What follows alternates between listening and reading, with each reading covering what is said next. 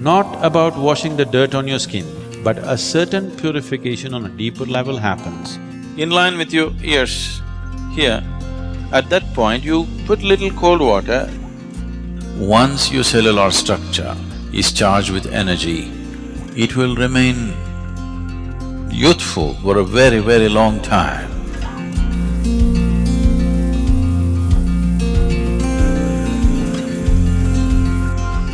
In most Indian languages, in common usage, the word hata means being adamant.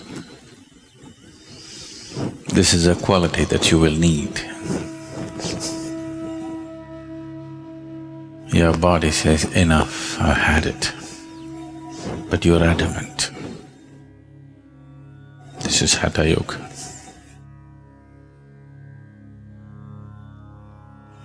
Your mind says, I give up, I can't do this anymore.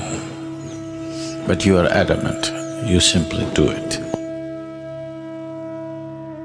So Hatha Yoga is about creating a body which will not be a hurdle in one's life.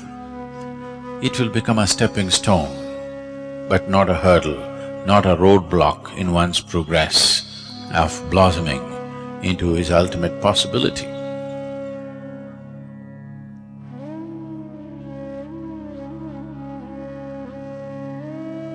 So simple tips.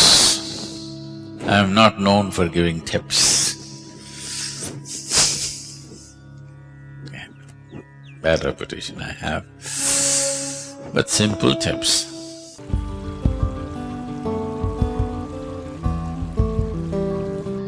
In the yogic culture,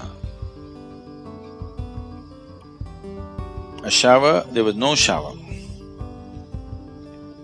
Bath always meant dip in the river.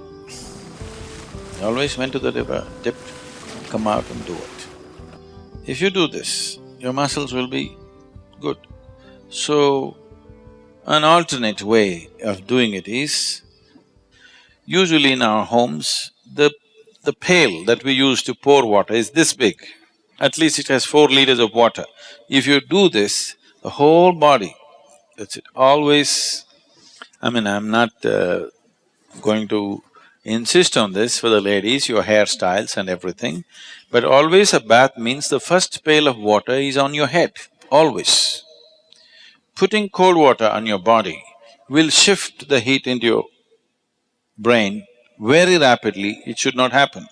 So this is why those who don't want to wet their hair, at least should take a little bit of cold water and put it… there's a point here, in line with your ears, here. At that point, you put little cold water, immediately you will see a certain cooling happens in the head region. After that, you can have bath with just the body. But otherwise, the first pail of water is over your head, not on your body. So what you do is, you fill the bucket and that's the best way to do it in the morning. The body should be immersed in water, that you're trying to create a simulated dip in the river, okay? At the same time, the whole body should be… at least the skin should be covered in water at the same time, not like this, like this,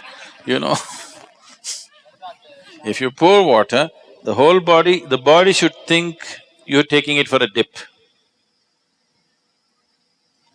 So, if you pour like this, there is a certain coolness in the system and muscles become very flexible. Shower can do it too, if the shower is forceful enough, or at least if the volume of water is good enough, shower can easily do that.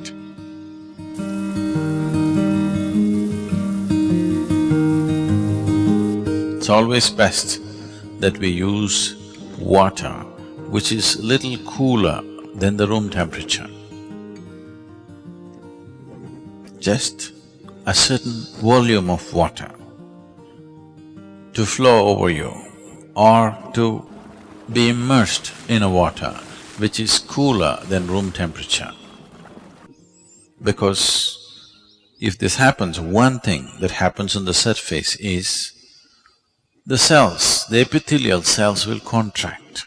When they contract, they open up all the pores. the pores between the cells will open up.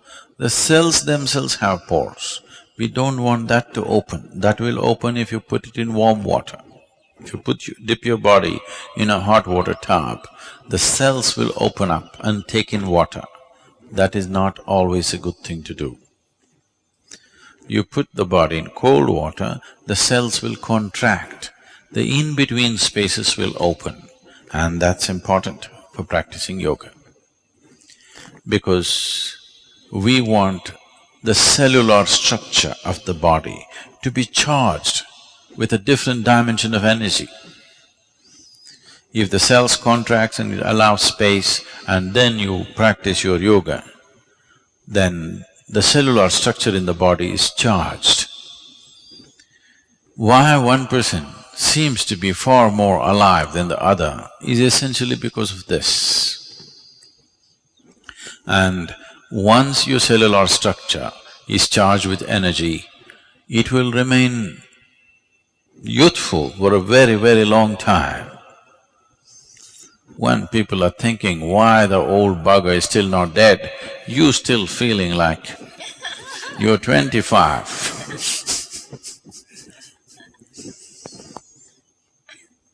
Hatha yoga is a way to frustrate the world also.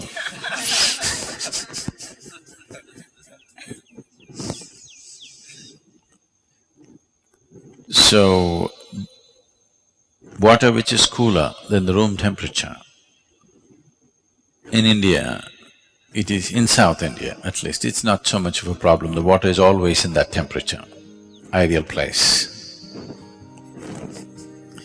But if you're in a colder country, if you're in a temperate climate, the water may be too cold. That is not good.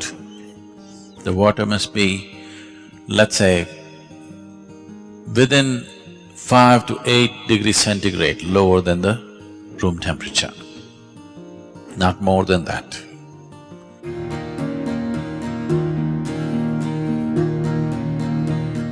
So if you have a tendency to catch cold initially, first couple of weeks, you put a spoon of eucalyptus oil in the water, cold water, and pour it over you.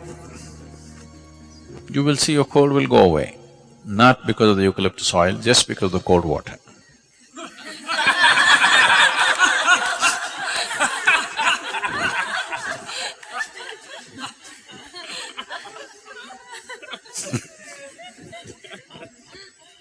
If you have an infection and something else where excess mucus is being generated, that needs to be treated differently.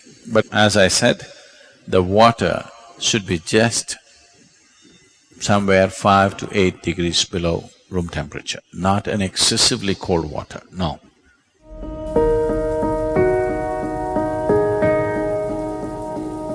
If there's any kind of interaction, any kind of mingling and mixing of whatever kind, if you're in a crowd for too long, when you go home, first thing is shower. You must do this. If it takes 3, 4, 5 showers in a day, it doesn't matter. For a sadhaka, it's good to shower many times a day. You shouldn't overdo it. But there were times when I used to shower minimum 5 to 7 times a day. Now it's come down to maybe 2 definitely, sometimes 3. 2 is a must for you. More is good. Any kind of physical contact happens with somebody, a period of more than let's say 6 minutes, if you're even holding somebody's hand, before you do yoga, it's best that you have a shower. This is not a cleansing thing. We are not trying to clean the body, that's not the point. It's not because somebody is impure, you're trying to clean your body. Yoga is a way of organizing your energies into an individual. So if any kind of transaction happened too much, if I come and sit in a program, I'm not even physically touching anybody, if I sit in a program for 2, 3 hours, first thing is shower. Because just the interaction creates a certain amount of… the integrity of your energy becomes little loose. So at any time, First thing when you go home, shower. Shower need not mean soap, shampoo, this, that.